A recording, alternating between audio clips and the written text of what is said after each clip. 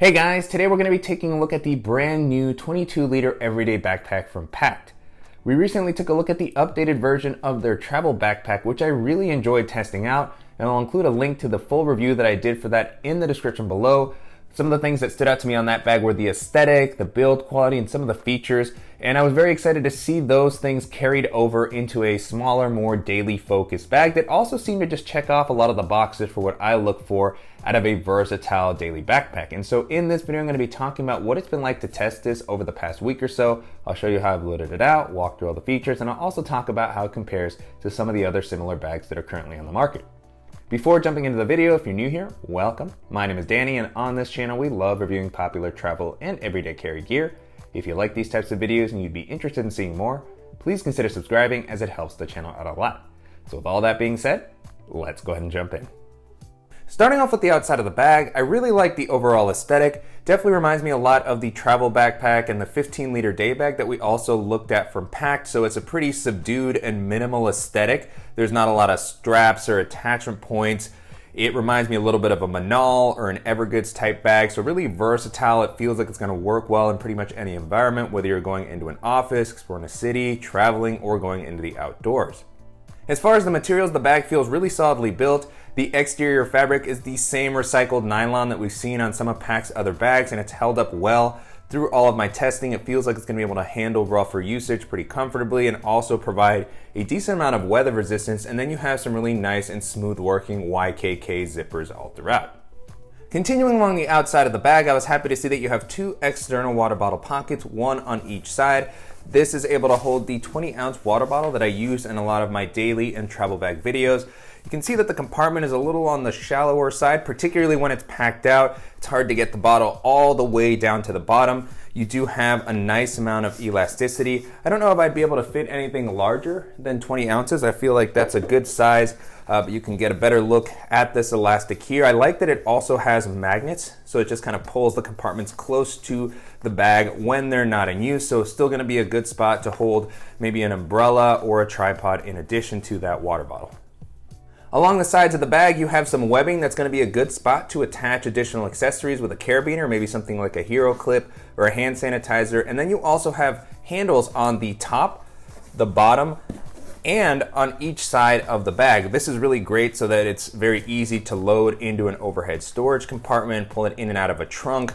The one on the top is going to be a little bit thicker and more comfortable. It's got kind of a seatbelt-like material, so it feels great. The ones on the sides are kind of just longer webbing than what I showed earlier. So they're pretty simple. They're still durable, but they're not quite as well padded. Still, they're large enough to be able to carry this like a briefcase if you want to. And then you have another similar handle on the bottom. On the front of the bag, you also have a little loop that's going to be a good spot to attach something like a bike light. And you can see that the threading here and on some of the zipper pulls is also reflective. So that's going to help give you a little bit more visibility if you happen to be walking around or riding your bike at night. As far as the capacity, the bag comes in at about 22 liters, which is a really great daily bag size in my opinion. It's a little more compact, but it's able to hold all the items that I normally like to carry with me. And I like that even when the bag is a little bit more packed out, it still maintains a pretty slim profile, making it great for navigating crowded areas, jumping onto public transit, and carrying on to pretty much any domestic or international airline. Taking a look at the harness system so far, the bag has been pretty comfortable to wear. I like how the straps have been implemented here. They have a nice amount of padding. It's pretty similar to the padding that we saw on their travel backpack. So it's really soft and broken in right out of the box. On the inside, this fabric that it has here is pretty breathable. And then the straps also have a good width to help prevent the bag from digging into your shoulders when it's a little bit more packed out. You also see some nice reinforcing at the top near the shoulder straps, along with this new system from Pakt that just provides for more kind of flexibility and mobility, good amount of space between the shoulder straps, which I know some people don't like to have those narrower shoulder straps, so really comfortable overall. And then on the straps, you have a couple of loops that are going to be a good spot to maybe hang your sunglasses or clip on additional accessories. And then you have an adjustable and removable sternum strap to help distribute the weight. Moving into the back paneling, this has also been pretty comfortable. There's a good amount of padding that's well distributed all throughout. I was, however, a little bit disappointed that it wasn't the same back panel that we saw on the travel backpack, which also includes a more breathable material, and it just feels more robust overall. I can see how maybe with a smaller bag it might feel like overkill, but for me personally, I still prefer to have that same level of padding and breathability, especially as there's not a ton of elevation here. So if you're wearing this on a hotter day or for a longer period of time, your back will probably get sweaty pretty quickly. The last thing I'll call out while we're on the back paneling is that you have a really nice luggage pass-through that has magnetic sort of closures on either side, and this is going to allow you to rest this on a suitcase while traveling to save some weight on your back. Jumping into the organizational options, the bag has a nice variety of pockets all throughout. On the front, you have two quicker access areas that are pretty similar to the ones that we saw in the 15-liter day pack. So you have this taller zippered compartment. I like that it has this flap that comes over the zipper to give you a little bit more protection against the elements. And this is a simple compartment that does offer a good amount of volume. I'm always a fan of these types of pockets that allow you to store something a little bulkier. Jumping into what I currently have here, at the top I have a portable battery to keep my devices charged while I'm on the go. I have my sunglasses with their case, and then I also have my Tom Bin Ghostwell pouch. Above that, you have kind of an admin area with some good internal organization. So this opens up wide so that you can reach whatever you need to while you're on the go. I like that it has these gussets to prevent the compartment from fully flipping over or from allowing smaller things to fall out of the sides. I like that there's a little bit of space here just to rest something a little bulkier. If you're going through TSA, you could toss some items in there, maybe a pouch, some gloves. At the moment, what I have here is my GoPro, just kind of resting there on the front, along with a wall adapter that I use to charge my laptop, my tablet, my phone. And then you have a zippered compartment on the lid here, which is going to offer a good amount of space. I like that the mesh makes it very easy to see on the inside. At the moment, this is kind of my headphone area, so I have a wired pair of headphones for the flight, along with my AirPods, which I typically have with me. In this area, you also have a little lanyard with a carabiner that's going to be a good spot for your keys or a multi-tool.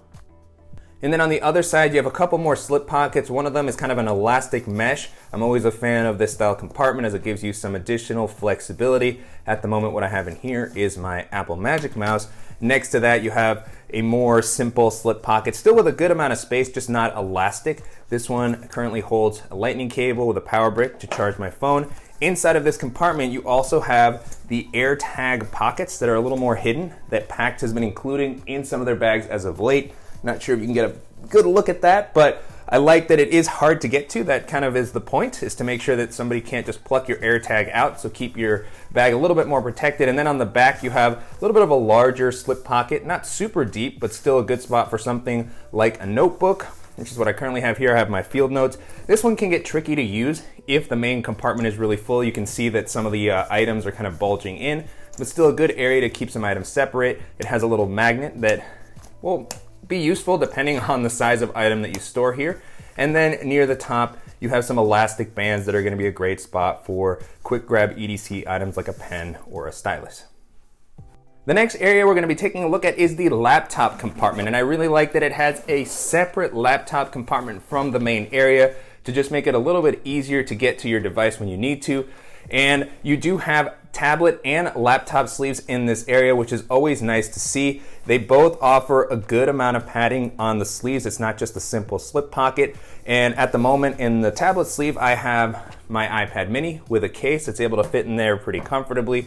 And then behind that, you have the dedicated laptop sleeve. Same layout to what we saw in the 15-liter day bag, which has this sort of interesting flap at the top that I suppose could hold your larger laptop in place. This will probably fit a 15-inch laptop pretty comfortably. I did test it with a 16-inch MacBook Pro and it fit, but it was pretty tight. So that's something you might want to keep in mind if you have a larger device. For my 13-inch MacBook Air, it fits in there very easily. I like that the compartment is well padded and it's pulled up off the bottom of the ground. So if you happen to place your bag down a little bit harder, your device will be fine. And so pulling my laptop out, now with the compartment empty, you can get a better look at the inside. So good amount of padding, no fleece lining or anything like that. The sleeve does come up a decent amount, so if you happen to have a thicker device, it should be able to fit in there. It might start to feel a little bit tight if you try to place a thick laptop and a tablet. So, just keep that in mind depending on the types of devices that you carry. But with the amount of padding that's offered here and the fact that it's suspended, it does feel like my devices are going to be very well protected while I'm on the go. The last area that we're going to be taking a look at is the main compartment. This is a top-loading bag, so it doesn't open up fully flat, but the zippers go down enough to give you plenty of visibility into this main area. I also like that it has this lighter, high-contrast lining to just make it easier to see into the main compartment. Pretty simple layout overall. I was able to fit some of the bulkier items that I normally like to carry with me, and there's still some leftover capacity here if I needed to toss in maybe an extra jacket. But it's not a super big backpack. Again, at 22 liters, this is really a daily bag in the truest sense. And so jumping in at the top, I have my Beats Studio wireless headphones with their case.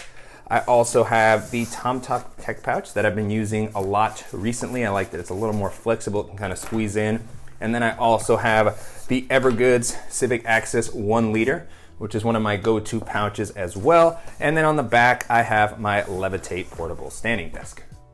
Now with the compartment empty, you can get a better look at the inside. Pretty simple layout overall, and it comes up a decent amount. So if I wanted to toss in a packing cube to use this for a quick trip, could probably get away with that. It's not really the intention probably, but because of the layout, it does provide for that type of flexibility. And then one of the cool things on the back is that there are rows of webbing that are meant to pair with some pouches that Pakt has also created. I didn't have any of those to test out, but they have clips that attach into this area to allow you to configure the organization in the way that makes the most sense to you.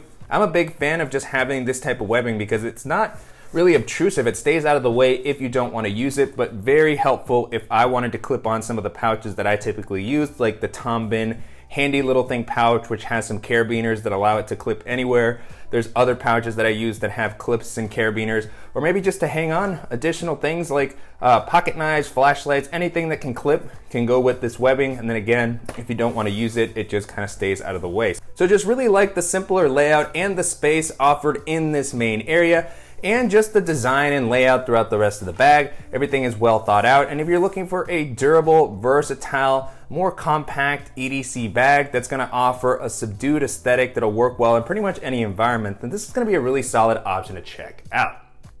And so to wrap up, it's been a pretty great experience testing out the new Everyday Backpack from Pakt over the past week or so. You can currently purchase this on the company site for about $245, so definitely premium pricing on this one. It is very well made and it includes a nice feature set, but there's gonna be some other great bags in this price range that may be worth considering. And so as I was testing this out, the first bag this made me think of is the Evergoods CPL24, which has been one of my favorite bags of the past couple of years.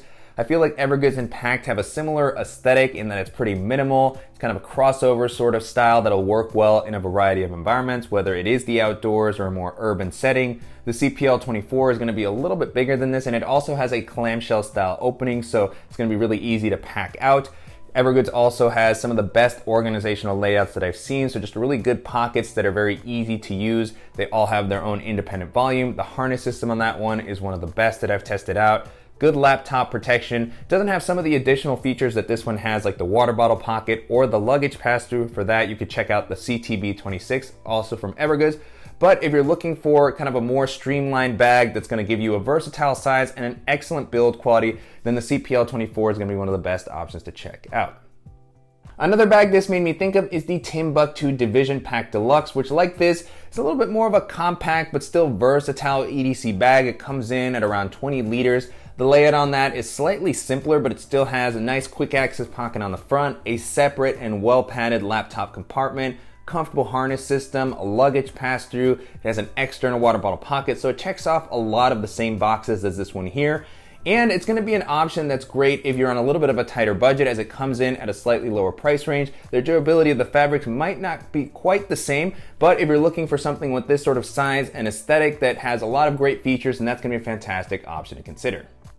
And then the last option that I'll mention here is the Filson Dryden backpack, which has a pretty cool heritage style vibe. It comes in at 28 liters, so it's gonna be a little bit bigger than this if you need some extra capacity, or if you're a little bit taller. It's a comfortable backpack, really nice harness system, luggage pass-through. It's got 2 external water bottle pockets, a pretty useful organizational layout, so just a really well-rounded bag. It also comes in at a price point that's above $200 like this one here. So again, if you're looking for something with more of a heritage vibe that's gonna be a little bit bigger, then that's gonna be a really solid option to take a look at.